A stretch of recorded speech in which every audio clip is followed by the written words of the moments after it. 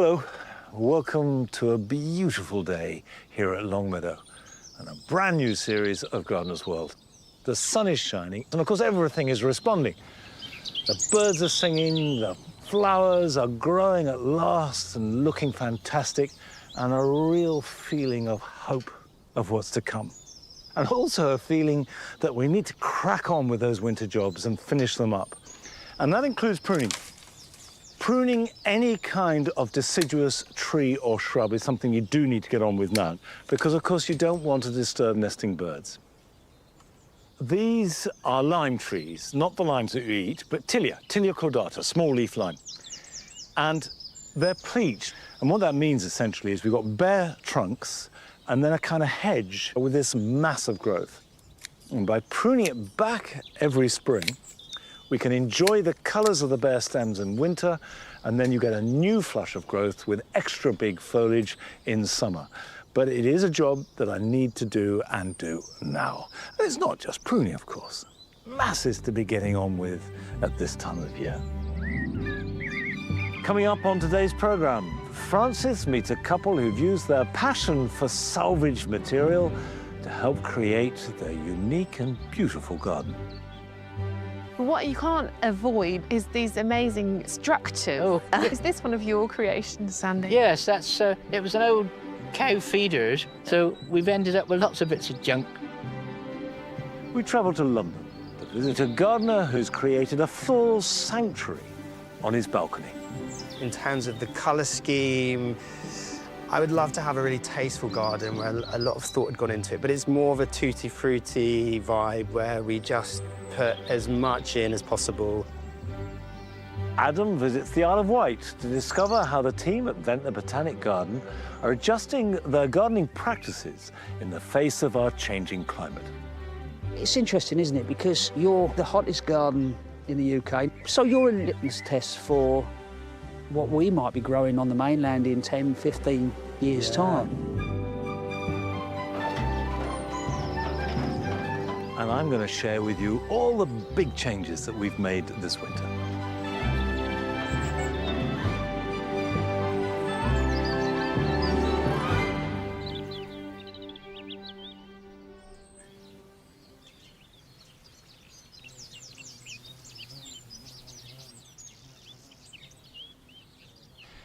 I said we've had big changes here, but actually here in the spring garden, we've done pretty well nothing at all, because this performs year in, year out. Starts in January with the snowdrops, and now you can see the hellebores and the daffodils are coming through, and there'll be muscarium pulmonaria, and then we'll get the tulips. And finally, there's a big flourish with all the cow parsley that just makes this wonderful white haze running through it, and by the end of May, it's all over. But while it lasts, it's fabulous.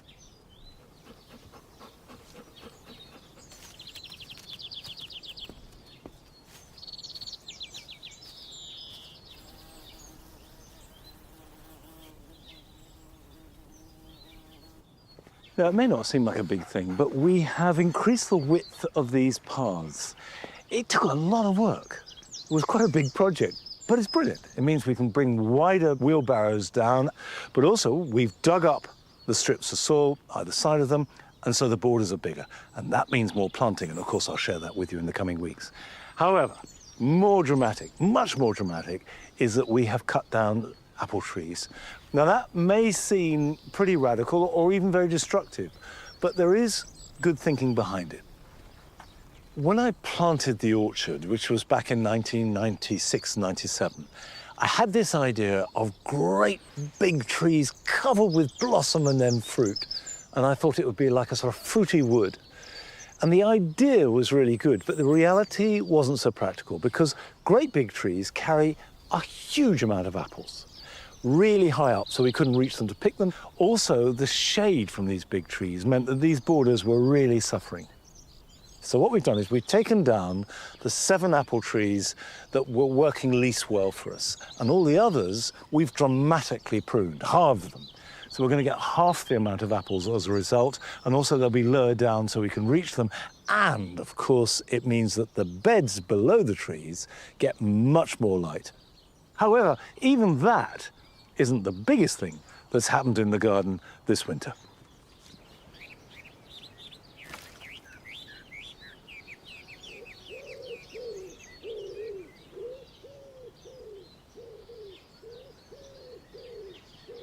It's here, in the jewel garden, that the biggest changes have been made. At its best, it can be, I know, really magnificent, but it was fading. It was losing its sparkle. So I decided that we need to start over again. This winter, we've taken out as many plants as we possibly can. The next thing we've done is put in more structure. These fantastic hornbeam balls. We've made obelisks to take a rambling rose there, and then there's another one on this side. And we'll bring the planting back, reusing as much as possible. And today, I'm going to be planting a rose to go up this obelisk.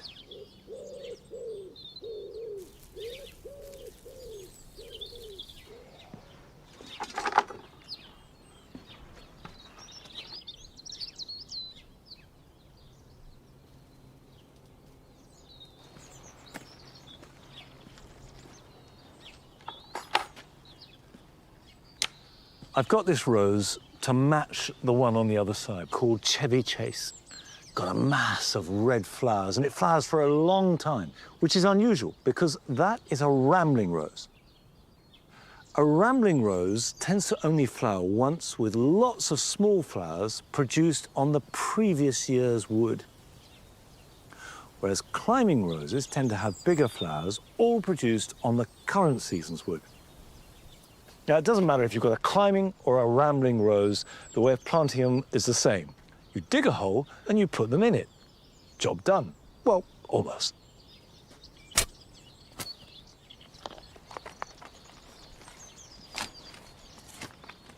I'm digging quite a deep hole because the roots are quite substantial. This is a bare root rose, which is why I've got it in a bucket of water.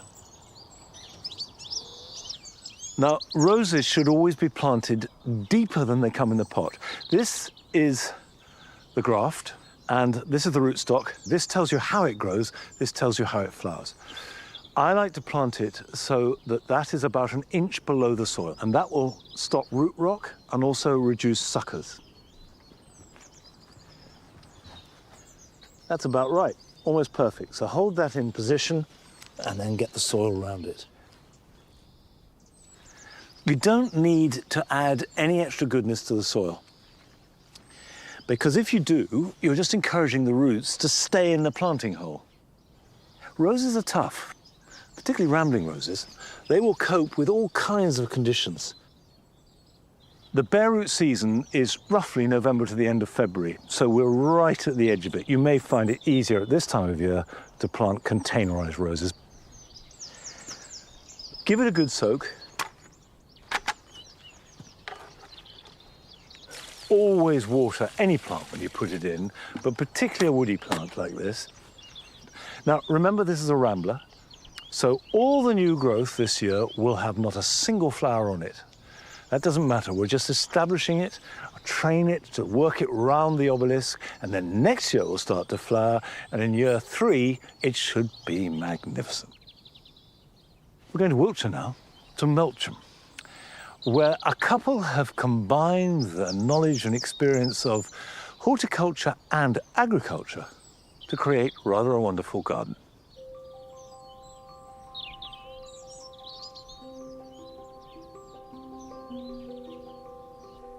As a gardener and a huge fan of recycling, I get a tremendous thrill from going through the garden shed, finding an old shrub or something like that, and turning it into a planter. But imagine if not only did you have a garden shed, but you also had a huge farmyard full of goodies to upcycle.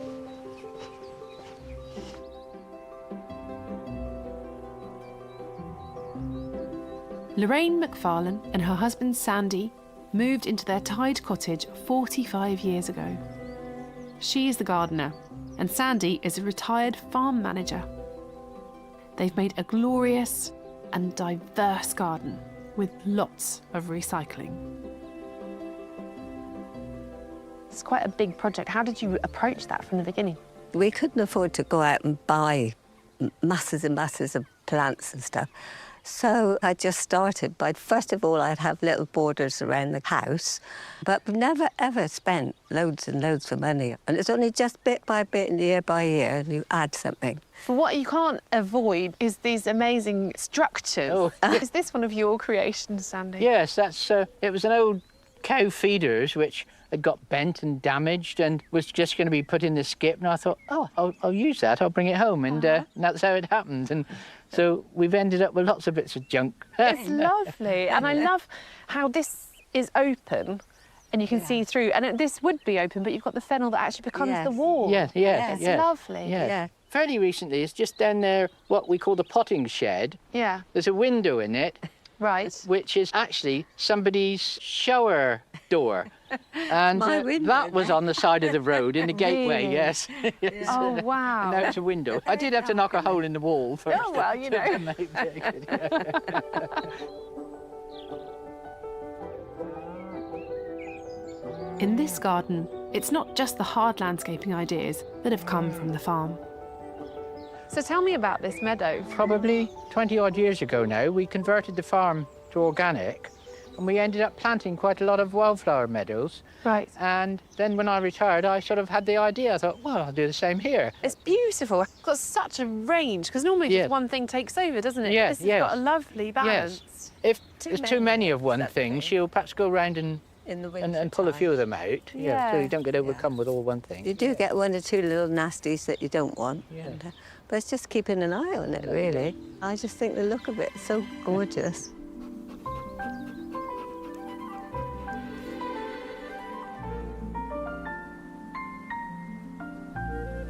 Lorraine is incredibly humble about her planting and her creative eye. This garden feels so gentle and artful. The lovely thing in this garden is that these recycled elements have lost their original purpose and been turned instead into sculpture. So here we have a fence panel that's got no additional fence.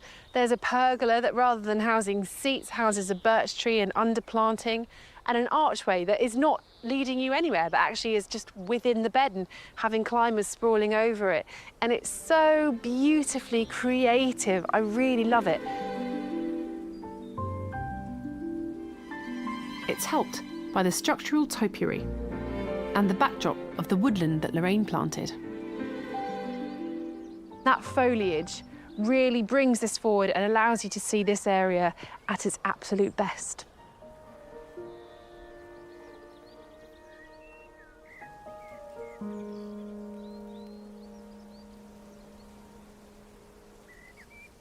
In the woodland garden are some of Sandy's recycled seating areas. And they're incredible things. There are straight uprights holding this up, but there are also so many beautifully arranged branches, gnarled bits of tree. There's a log pile just by the side here and a huge wildlife pond down there. So clearly nature and all its creatures are as much a part of this garden as Lorraine and Sandy themselves. I have to say, I love this building.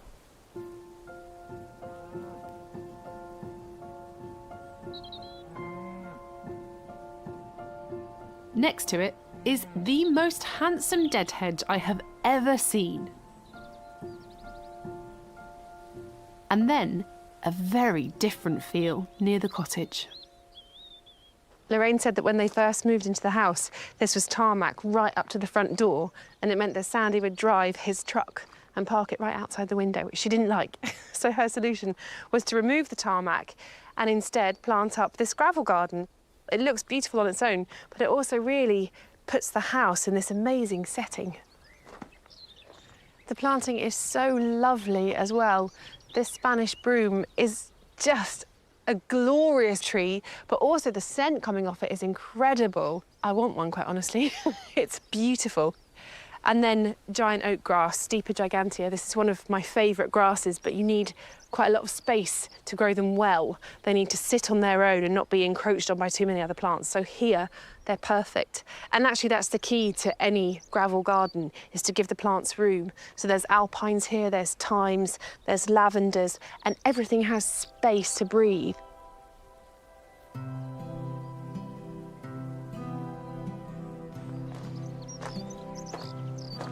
And then tucked at the side of the house is an exquisite farmyard patio.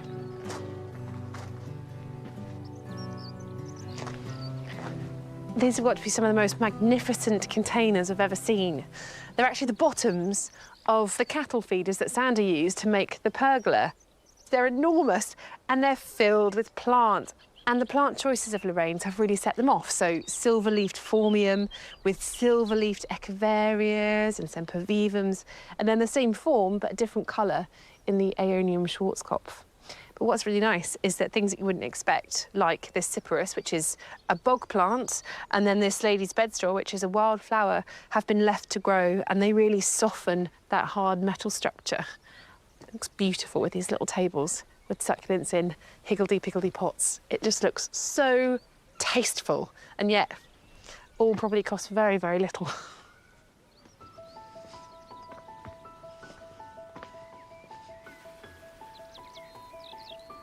There's thought and artistry in every crevice of this garden.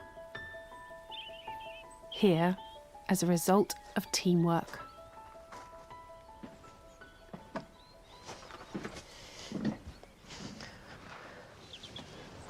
When Sandy and Lorraine first got here, the garden was very much Lorraine's and the farm was Sandy's. And it's lovely to see that now this garden is shared.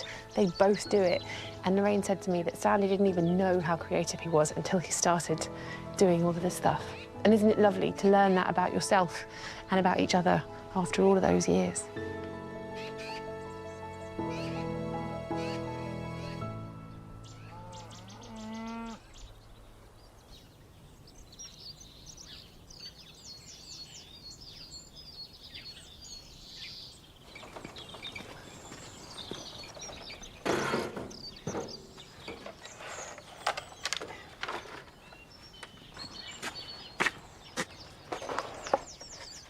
What I especially love about Lorraine and Sandy's garden is not just that they've been so innovative and the way that they've used the bits and pieces of farm kit, but they've done it with such style. Now, I've got a couple of pots here on the mound that I didn't plant up with bulbs, and I want some colour in here to see me through while the rest of the bulbs come through, and then I can replace it in summer. And what I've chosen for that are very simple plants, starting with primulas. Now, I love the native primrose, Primula vulgaris, but I think it looks best in a natural setting, not necessarily when potted up. And this is where all the bred varieties come in, and primulas are incredibly promiscuous. You get every shade of colour, and here in the mound, we've got a colour theme of pale yellow and blue. Now, this has been bred. It's a variety called Heritage, and it's perfect because it's a little bit bigger than the native primrose, a little bit stronger, which will work well in a pot, but also it's got that lovely straight primrose yellow and then the egg yolk middle. And I'm going to match that up with a blue. Now, this is Viola Picardy Blue, and the softness of it is absolutely ideal. If I hold these two together, you can see they've got the same tone. You've got the pale blue and the pale yellow, the pastel colours, and yet, on a lovely clear day like this, they sing out. I'm also going to use this. This is a viola called Boughton Blue. The Picardy Blue will carry us through the next month or so, then these will kick in and we'll keep the display going until summer. When you've got a pot that you've been growing in for the previous year, it's tempting to use the same compost, but a lot of the goodness will be gone. So I'm going to empty out about a third of that.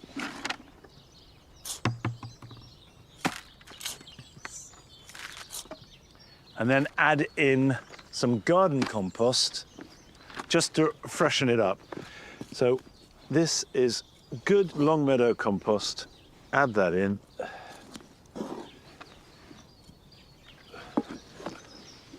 Mix it up, Primulas do well in fairly rich soil. Okay, that's perfect for planting.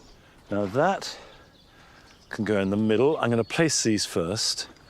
And these, which are in plugs, I can pop round the outside, like this. Now, I've only got 2 of these, but what I think I will do is I'm going to split this. I just put my thumbs in and divide it. There we go. 2 plants for the price of 1. Just pop that in there like that. Perfect. Now we've got that lovely blue and yellow singing together. And then these plants, there's almost nothing there. It's just a little bit of green shoots appearing. But then let me reveal the roots. It's a really substantial plant. So don't be put off by the lack of growth on top. And when you go to a garden centre, don't be shy about taking plants out of a pot. Have a look at the roots. That's what you're buying. I can go in there. You all right, Ned? You okay, chap? I'm cramming these in because I do want a really strong display. And also, they're not going to stay here permanently. I will take these out around about Chelsea time and replace them, and then all these will go into the garden elsewhere. So they've got a future life, but not in this pot. Now, just fill in around there with a bit of compost. Right, I'm going to give that a good soak, but I'm going to do the other pot first, and then water them together. And we're off to London, North London, to join a puppeteer. We don't see many of them about, but he has a glorious garden, even though he's living a few floors above ground.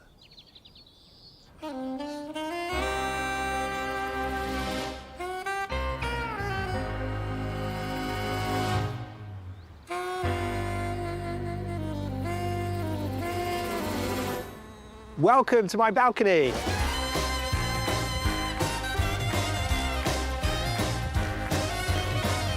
I'm Oliver Hymans and I'm an amateur gardener.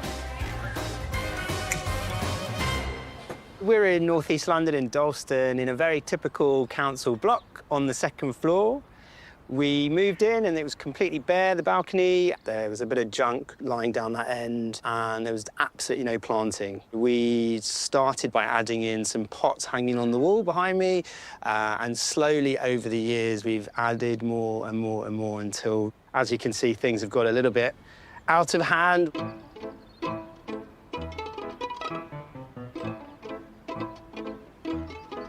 In my day job, I'm a puppetry director and designer, and my puppets have been seen in circus, theatre, on film, and in dance. And I'm part of a new movement of artists trying to get that heritage craft back up and running again.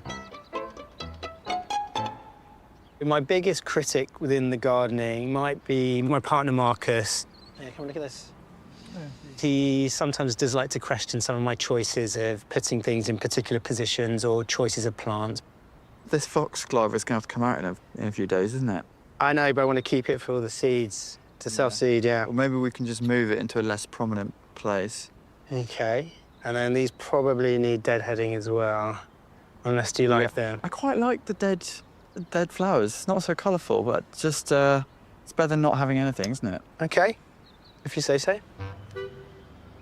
I kind of like the fact that he has his own style and taste and I have my own, and this balcony is an amalgamation of both of those things.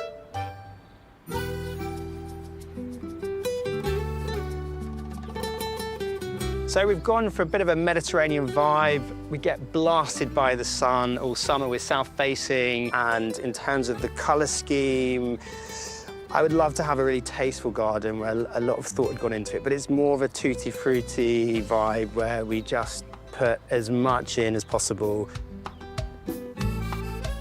This area, we call it the plant theatre. We have the lovely red geraniums hanging on the wall, but then we've got this wall of plants that just sort of organically look like they're growing up into the top of the balcony. It's quite a fun area because every year I sort of try different things. The great thing is it's all pots, so you can just move stuff around to change up the look of it. Really love this red dahlia here. It's got such a lovely colour. And although it does take up probably, I would say, about 1/6 of our balcony, it does give you that one area that feels like you have a sort of border effect. The grapevine started from a very small plant. It loves the sun, but one of the challenges here, we have an overhang. So depending on how hot and how sunny the summer's been, it will grow at different rates. A few years ago, we got a massive fruit bowl filled with delicious grapes. Last year, not so good, unfortunately. We do have a couple of bunches already growing here. I think they're going to be quite a good crop this year.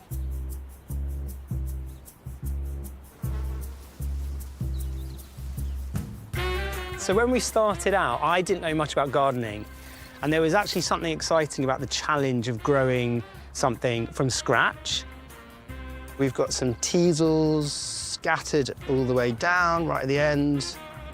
Planted them quite a few years ago now, and they've self-seeded, which is really exciting in a balcony as small as this, that you can create that sense that the garden has a life of its own. Our 3 top tips for balcony garden. Number 1, try and get as big as pots as you can manage, just to limit the amount of times you have to water. Number 2, grow things that you love. Don't limit yourself just to things that are supposedly good for balconies, because chances are they may be great.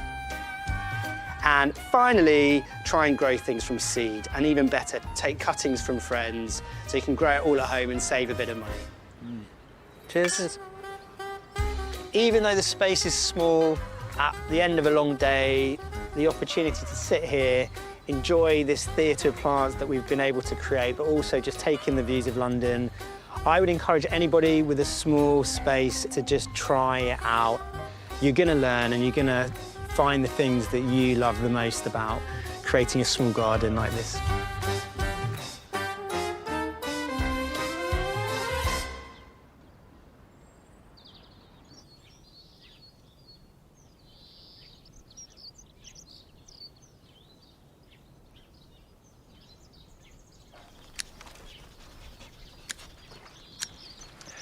I think that bit of advice about using bigger pots, even on a balcony or a small terrace, is really good, because there's a temptation to try and cram lots and lots of small things into a small space.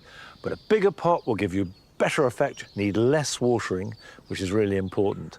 And also, as Oliver said, is give it a go.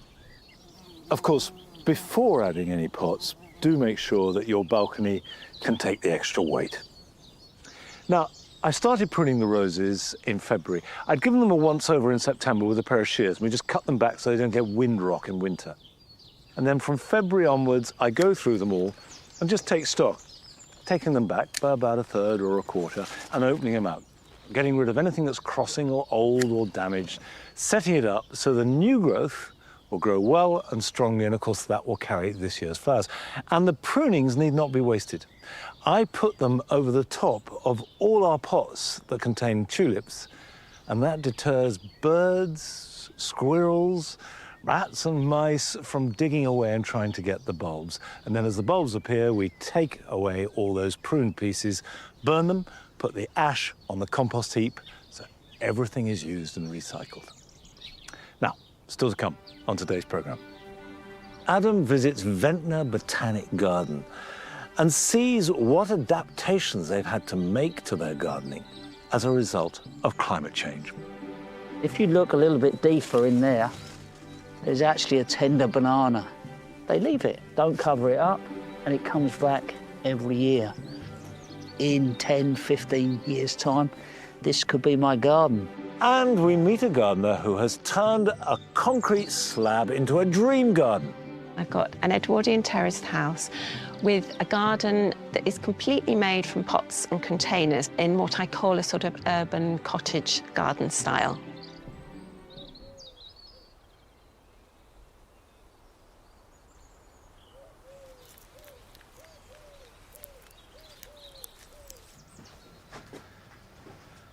One of the things that I love about this time of year is that it's really intensive seed sowing time.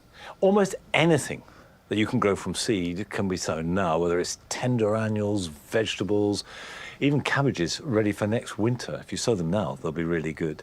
Now, I'm sowing tomatoes today. I tend to grow my tomatoes in the greenhouse, but I also like to have some outside too. So I've got 3 varieties here. We've got a beefsteak variety, which is Costoluto Fiorentino. They're absolutely delicious, but they do need a bit more heat, so I'm going to grow these in the greenhouse. I've got Gardener's Delight, which is a really good variety if you've not grown tomatoes before. And this I will grow outside and inside. They're a really good all-round tomato. And finally, Tigerella, which is an earlier one. Doesn't matter what variety you have, they're grown in exactly the same way. You need a seed tray, some compost,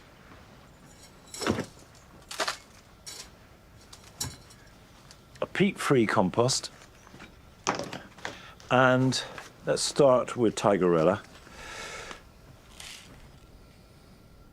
Now I'm going to use this, but a pencil does the job just as well. And just lick the end, and that means that you can pick up the seed, there we go, and then you can place it where you want. The more space, the more light, the more nutrition they have, the better they'll grow.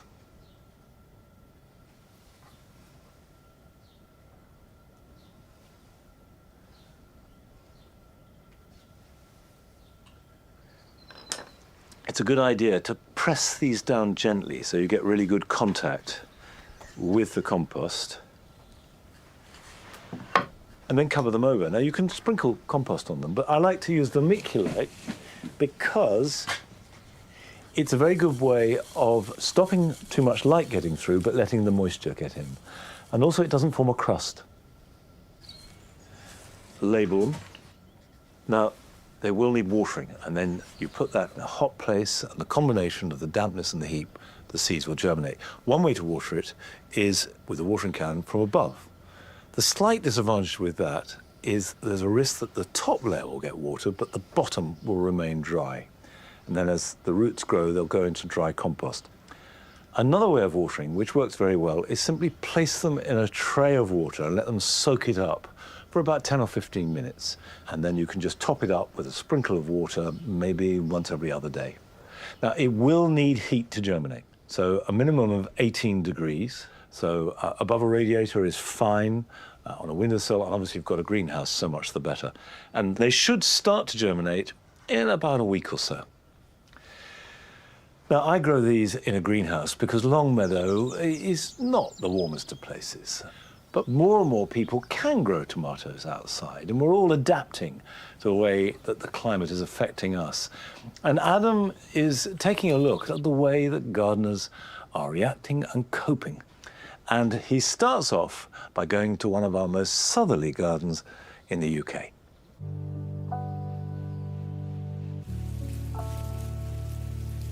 Early spring is an exciting time for gardeners as bulbs begin to break and vibrant colours return to borders.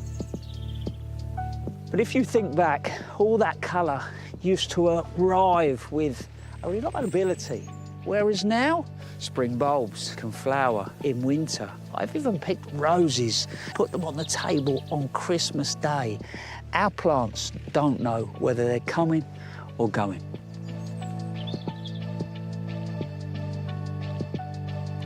There's estimated to be 30 million gardens in the UK, and they're all being affected by a changing climate. But I want to learn more about the impact that is having on the way we're gardening. So, I've come to the Isle of Wight to visit Ventnor Botanic Garden. Located on the island's south coast, it's one of Britain's warmest gardens and has been documenting significant change. Wayne Williams is head gardener. Wayne, I'm smiling away. You've got some job there, haven't you? Just a bit, yeah. It's a beautiful garden, though. Oh, it's a fantastic place to work. It really is. I bet it is. I bet it is. What's your main problems you're dealing with here? So the main issues here in this garden is heat and drought. In the last few years, the summers are getting obviously hotter, and some plants are starting to suffer. Yeah. Anything in particular you think's doing really well, or things that are starting to struggle? Well, obviously this is doing too well, of course. Yeah, well, yeah. Literally, Muhlenbeck is swallowing other plants as it's going up through. I mean, it's normally a pot plant growing inside as a house plant, but here it is becoming quite invasive, really. But there's equally some other plants here, such as Hebes and pittosporum, which in the summertime it gets too hot now, and so the leaves can go black. But actually, this is in its happy place, isn't it? Because this is what it would be doing in its own environment. Exactly. It grows like this in New Zealand. So I suppose, in a sense, the behaviour patterns of plants is changing. That's what you're noticing. It definitely is, yeah. What about flowering plants? You know, have you got things performing at odd times? Well, we have things in flower from the summertime, flowering all the way into the winter now. Yeah. And then we also have spring flowering plants flowering early. Every year on New Year's Day, the curator does a flower count. This year it was 216 in flower on New Year's Day. Wow, 216 flowers on New Year's Day. Yeah. How many of those do you think were meant to be there, roughly? About 10% or so, something like that, yeah. That's amazing but scary at the same time. Oh, it is, really is. But it means that we've got all these fantastic plants to look at during the winter months, of course. Yeah.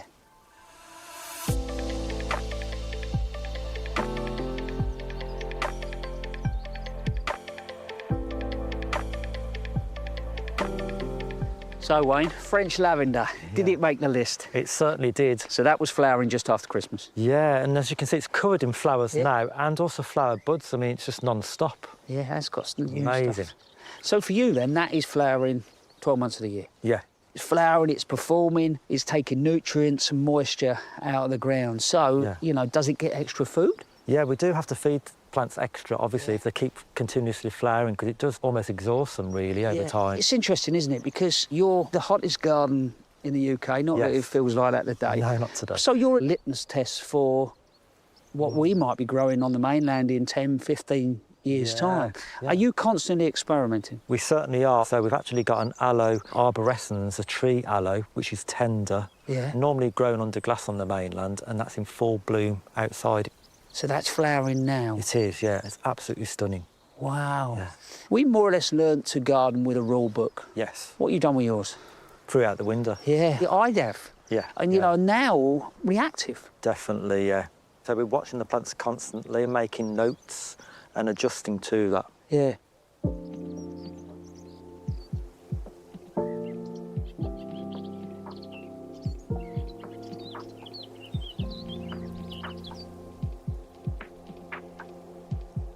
I've just passed phlomis in flower, fuchsias in flower, daylilies just coming in. I've even seen agapanthus about, but also the salvias holding on. But the one big thing that jumps out, it's not all about that temperature. If I get in the car, about 3 hours north of here, on the east of the country, is my garden, which is dry. Very much like this. So if I look at these plants and I'm thinking 10, 15, 20 years' time, yes, this is what might be happening in my garden. But at the same time, if I'm on the west of the country and it's wet but warmer, then that's a completely different group of plants. So, these cannas, we do leave cannas out in dry parts of the country, southeast, but they do tend to want a bit of mulching, whereas these are fine and have been left here for absolutely years. Me, at home, I couldn't do that at the moment. And if you look a little bit deeper in there, there's actually a tender banana. That's an inseti, and they leave it. Don't cover it up, and it comes back every year. In 10, 15 years' time, this could be my garden.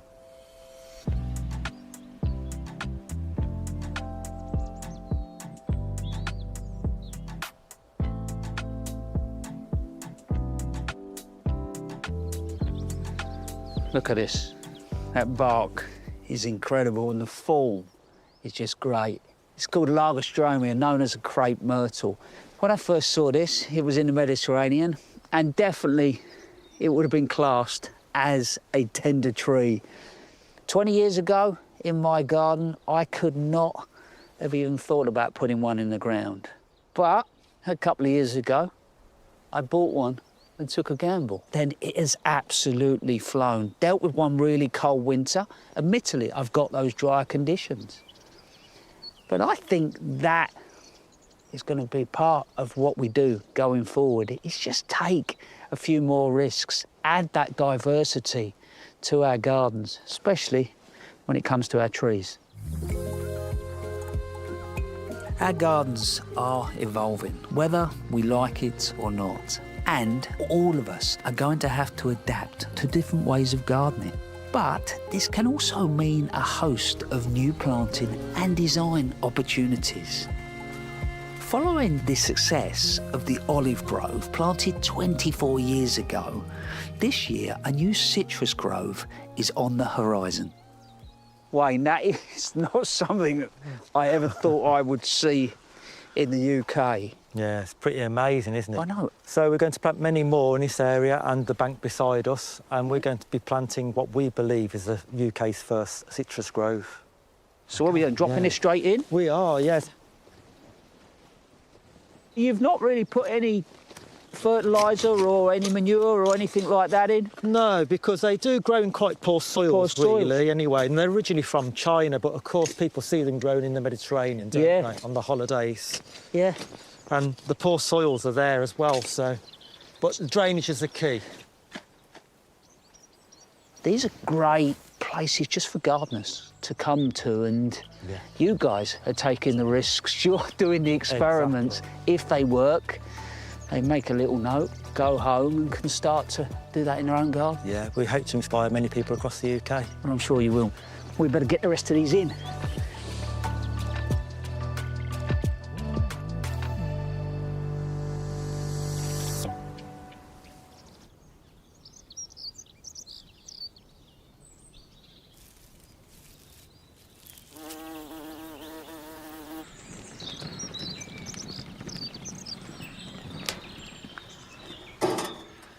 As I watched that, I increasingly thought that garden is about as different to here at Longmeadow as you could possibly conceive. It's only about 120 miles away from here. But it could be 1,000 miles because the weather has generally got much wetter here. We're now flooding 4 or 5 times a year. So it's changing and affecting us in different ways. And this is what Adam's going to be looking at. You know, how to make the best of it, not just how to survive. Now, I've got a clematis here that I'm going to give a big change to because I want to dig it out, move it, and put something else in its place. Now, I would point out this is a group 3 clematis. That means it doesn't start to flower till June at the earliest and produces a mass of small flowers in late summer and sometimes into autumn. Group 1 clematis are those that flower now, and group 2 in between. Only group 3 can be moved now. And if you're not sure which they are, don't do it. Now, to move it, I need to cut it back. But now is a really good time to prune late-flowering clematis anyway, because they produce all their flowers on new growth. Be brave and go right back down to a low bud.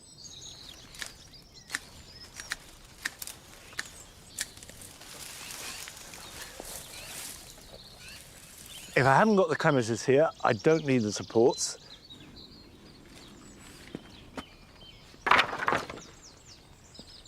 I've got a number of different pots. I'm not quite sure how big the root system will be, so I've got pots of different sizes ready for that. I've got some potting compost, which I've added extra garden compost to make it feel at home. If you know where it wants to go, just take it straight across, otherwise pot it up and look after it. Clematis roots are quite substantial. So I need to take out obviously as much root as possible because that will do least damage to the plant.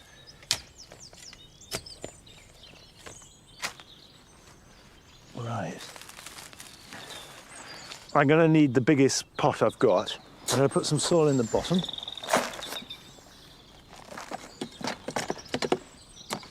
Right, let's see if I can lift this.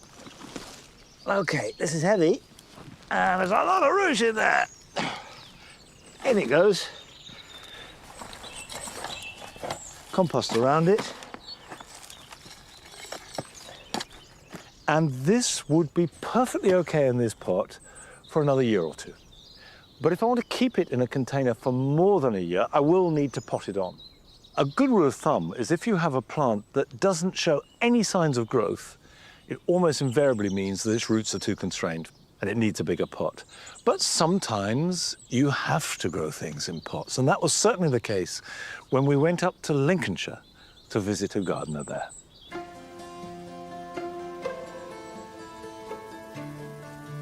I didn't know that I could make a lovely garden. When I step in, the novelty never wears off. Lots of colour, plants which brushed my arms and legs.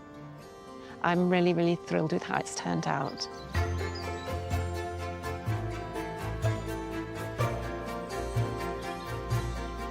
My name's Fiona Cumberpatch. I live in a small town in Lincolnshire, and I've got an Edwardian terraced house with a garden that is completely made from pots and containers in what I call a sort of urban cottage garden style.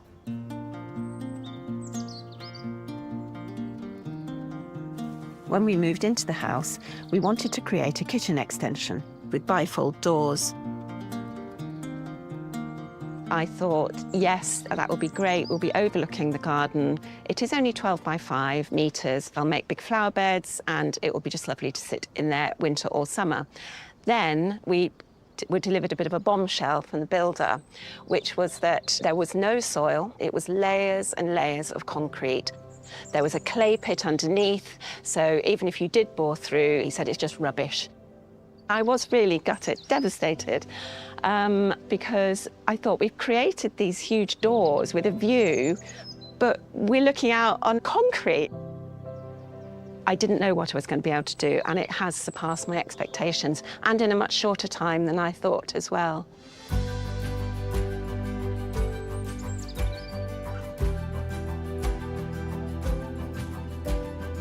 My favourite part of the garden has got to be the brick path. I'd always loved seeing them in cottage gardens. So I thought, well, we can't just have a straight path down the middle of the garden. That would look really boring. So let's curve it so we look like we're going somewhere. My husband and I spent almost a week with a length of hose, moving it here and there with 3 bends, 4 bends.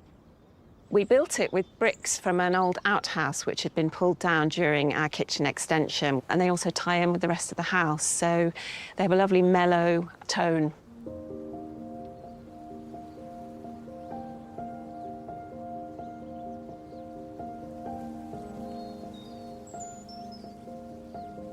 Even in a small garden, I wanted to create different areas, and I knew that should be possible using the path and then plants to screen off different areas. For example, we've got some bamboo that screened off part of the garden.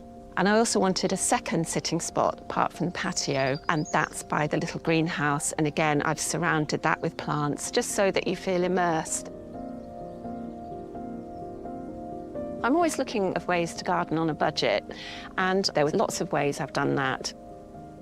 This is my car boot corner. It's full of finds that I've gathered together over the years. I absolutely love car boot sales.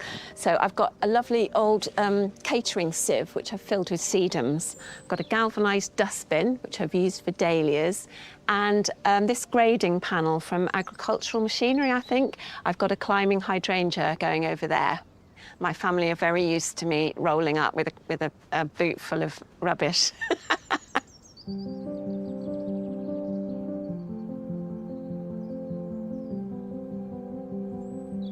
I've saved money on plants too. And one way of doing that is to use perennials in pots rather than having to spend on annuals and bedding plants every year. I've had great success with salvias. I like this caradonna with lovely purpley blue stems. Also, geums are brilliant in pots, and Peter. So it's a really good way of just making my money go that bit further. We don't have a garage, so we needed a big shed. But I've painted it black to help it recede into the background. And then I went very small. I really wanted a greenhouse in my garden, but I was limited on size. I couldn't have a walk-in one, so I settled on this. And inside I grow peppers, cucumbers, herbs, but they're all miniature ones, so they just all fit in really nicely. And this way I can have fresh crops that fit the size of the garden.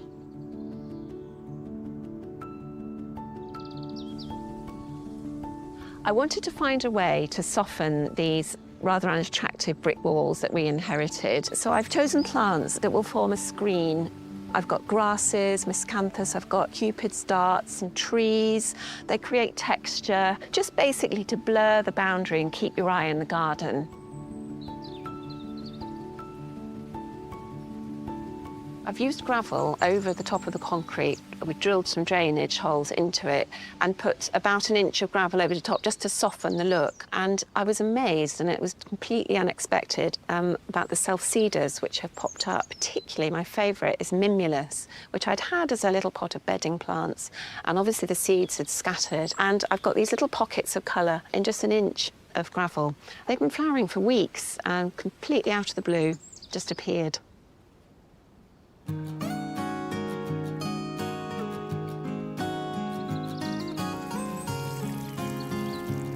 While I've been making this garden, we've uncovered some old cine footage of my great-grandfather.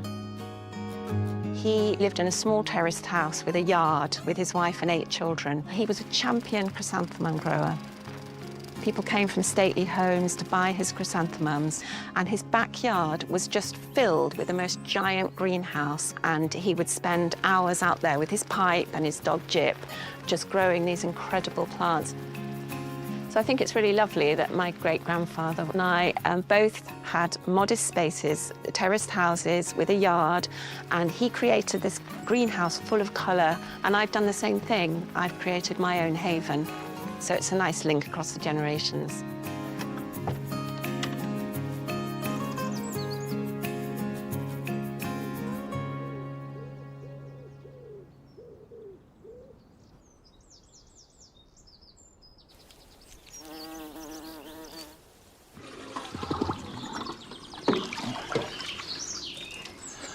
Well, certainly a beautiful garden as a result of growing everything in containers.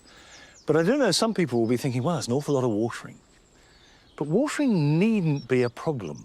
I remember visiting a man who had a wonderful roof garden, and he had no irrigation system. And I asked him why, and he said, because watering is my main interaction with the garden.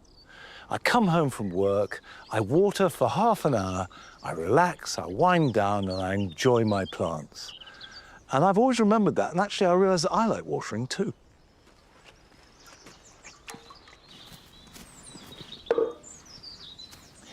Now this is the reason that I've moved the clematis, to make room for this yew ball, which is the last in a sequence that I've added over the last year to the cottage garden. And what it's doing is giving me winter structure. I actually haven't bought this specially. I did have it planted over in the corner, where it's been for the last couple of years. But I want to move it so I can complete the symmetrical layout. Horticulturally, what I have to think about is that what the clematis really thrives on is plenty of moisture. But what yew thrives on is really good drainage. It hates being waterlogged. So I am going to add some grit to the bottom. You cannot overdo the drainage for yew. I'm going to tip all of this in. This is horticultural grit. So that goes in there like that.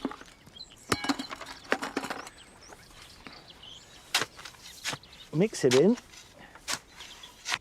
That guarantees that the roots won't sit in water. Okay, out you come.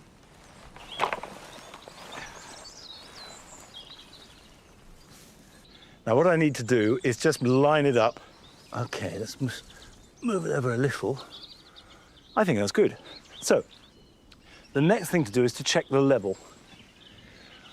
I want to make sure that the top of the roots of the plant is above the soil level of the ground. Again, that's to do with drainage. Yep, that's fine. This is a very good time to move any evergreen. Really, between now and the end of April is the perfect moment because the soil is warming up, it hasn't started to grow, so it's not making demands on the roots. And like everything that you move, it'll grow very slowly in the first year, so don't worry about that. But then once it gets established, it'll take off.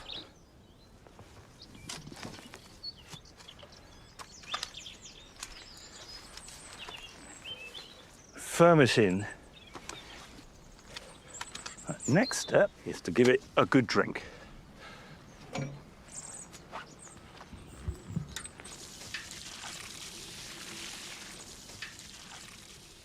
I'm really pleased about that because that completes a job that I've been wanting to get on with for ages. And now here are your jobs for the weekend.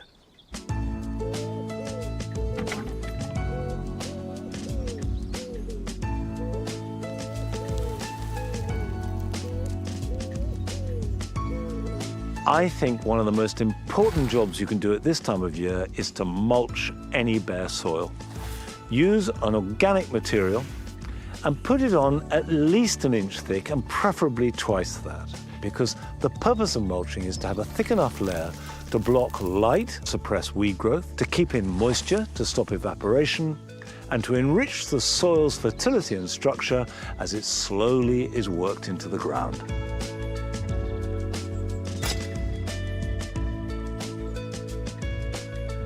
This is not one of the most glamorous gardening jobs, but now is a really good time to tackle perennial weeds, especially those in your borders. Dig them out with a fork, getting as much root as possible. And then, when you've gathered them up, if you've got a good composting system, they will compost. But if you're in doubt, bag them up and then take them to your local green waste.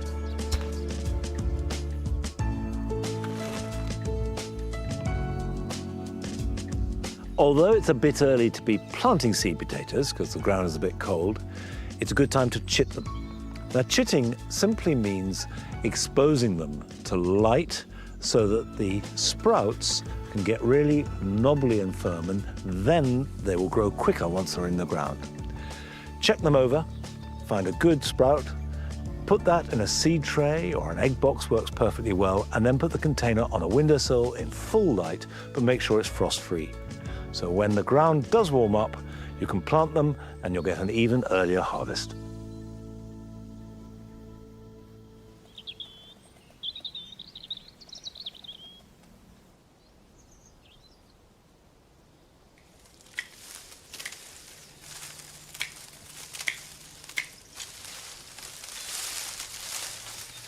One of the seasonal jobs for this time of year is cutting back all the grasses.